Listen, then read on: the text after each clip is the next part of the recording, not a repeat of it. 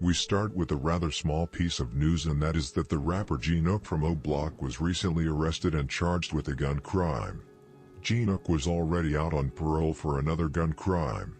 Right now there is no more information than that regarding the circumstances surrounding the arrest. I also want to give a small update regarding the arrest of Lil Wet from NLMB. He was indeed arrested by the feds, but the FBI was not there for him. They were searching his girlfriend's apartment regarding an investigation for wire fraud. It was just a coincidence that they found a Glock with a switch belonging to Lil Wet.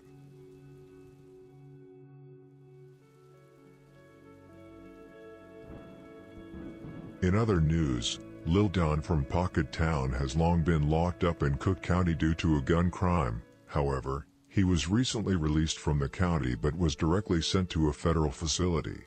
It doesn't surprise me that he wasn't released completely. However, I thought he would be sent to Lake County where a warrant awaits him, but it seems like he beat that case. What surprises me is that he has now ended up in the feds, just a week after Wet M Up from NLMB was picked up.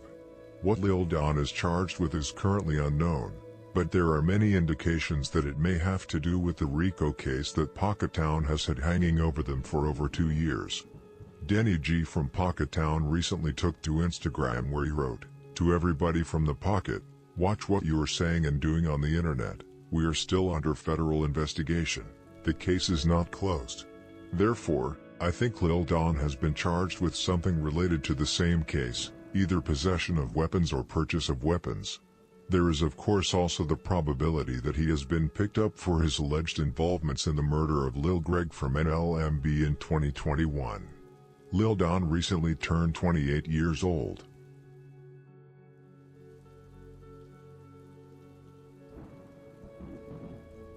This week the surveillance footage from the cameras that oversaw the murder of FBG Duck in the Gold Coast in 2020 was released. I really don't recommend watching it. In the video you can see 4 men jumping out of the 2 cars, Muwap, Zelmuna, C-Thang, and C-Murda, all shooting Duck with C-Thang, Muwap and Zel standing over him. It was all over in just a few seconds. I will in the coming days release a video where I make a full review of the event, all the documents, all social media posts of interest, as well as the trial in detail. I will also give my personal opinion on the whole thing. Since I missed posting a video last Sunday, I'll also go over last week's news. On Friday, January 26th, 2 young CPS high school students were shot and killed in the Loop.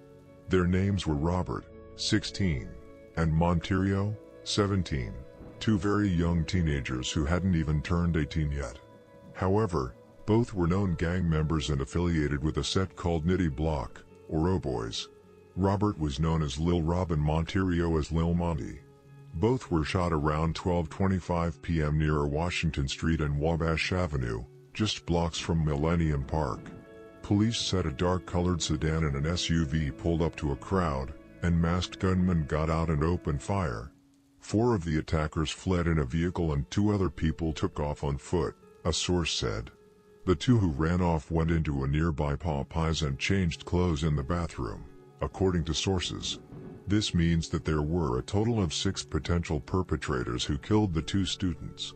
At a news conference near the scene, Deputy Police Chief John Hines said the attackers confronted 6 students who were leaving Innovations.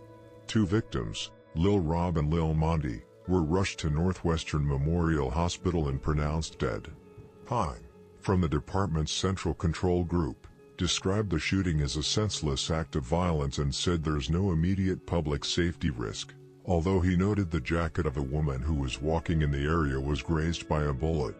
He said no one was in custody, although a source said 1 person had been detained by police.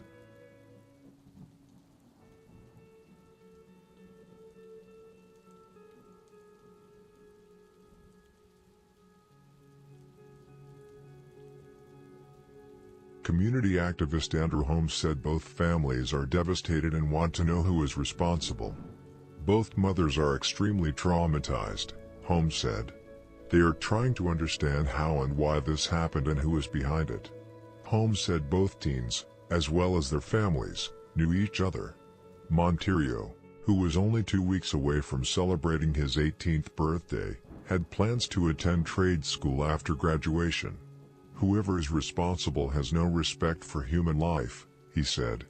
Muhammad Ashiq was at work nearby when he heard more than 10 gunshots and an employee warned him not to go outside. "I laid on the ground," Ashiq said. "I didn't want to take a chance."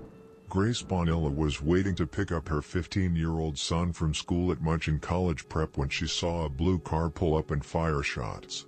"I was right there, I saw it," Bonilla said. "I know, I stood froze for a second, and then I ran back to my car."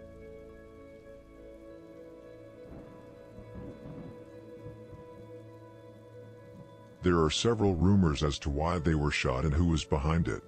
What I have heard is that Lil Monti and Lil Rob were known robbers, and have taken a lot of guns from people around Chicago, which has created many enemies.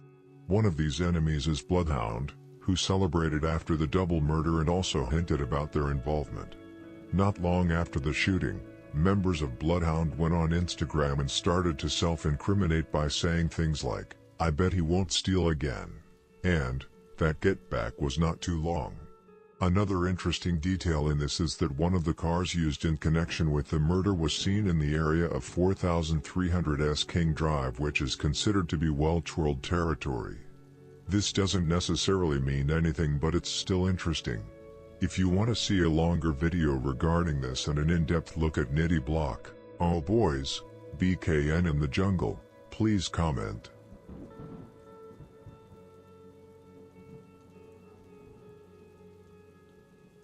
Thanks for watching. I hope you enjoyed the new format. Don't forget to subscribe, share, like and comment on the video.